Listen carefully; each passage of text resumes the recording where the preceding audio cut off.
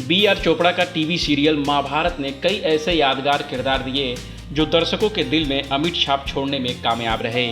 महाभारत में किरदार निभाने वाले सभी कलाकारों को पूरे विश्व में जो पहचान मिली वो अपने आप में दर्शाता है कि दर्शक इन सभी कलाकारों को सिर्फ टीवी एक्टर ही नहीं मानते बल्कि असल जिंदगी में भी उन्हें भगवान के रूप में देखते हैं। शायद यही वजह है कि असल जिंदगी में भी जनता ने इनका चुनाव सबसे ऊपर किया जब ये राजनीति में अपना कदम रखे थे।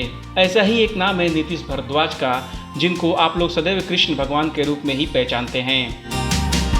वैसे तो नीतीश शुरुआती दौर में एक डॉक्टर के तौर पर मुंबई रेस कोर्स में घोड़ों के लिए काम किया करते थे, लेकिन कुछ कारणों से नीतीश को यह काम छोड़ना पड़ गया, जिसके बाद नीतीश की मुलाकात बी आर चोपड़ा से हुई और उनकी किस्मत रातों रात चमक गई।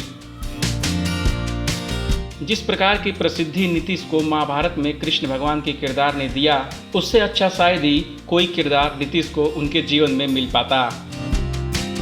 यह बात नीतीश भारद्वाज को बखूबी पता था कि देश की जनता अब उन्हें कृष्ण भगवान के रूप में देखती है और दर्शकों के इस प्यार को पाने के लिए नीतीश भारद्वाज राजनीति के मैदान में कूद पड़े। नीतीश ने 1995 में बीजेपी के टिकट से जमशेदपुर से एमपी का चुनाव लड़े और वो जीत भी गए। जब नीतीश से एक इंटरव्यू के दौरान पूछा गया कि आप अपना अच्छा खासा अभिनय छोड़कर राजनीति के मैदान में क्यों आ गए, जिसके जवाब में नीतीश ने कहा, जी हाँ बिल्कुल, महाभारत में कृष्ण भगवान के किरदार ने मुझे घर घर तक पहुंचा दिया।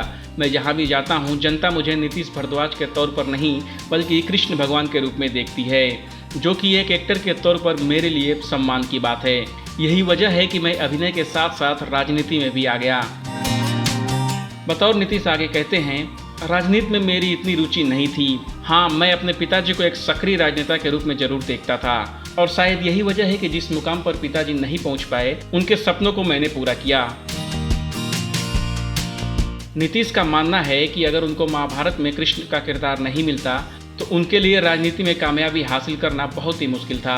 बॉलीवुड के ऐसे ही दिलचस्प किस्सों के लिए देखते रहिए ABV एंटरटेनमेंट।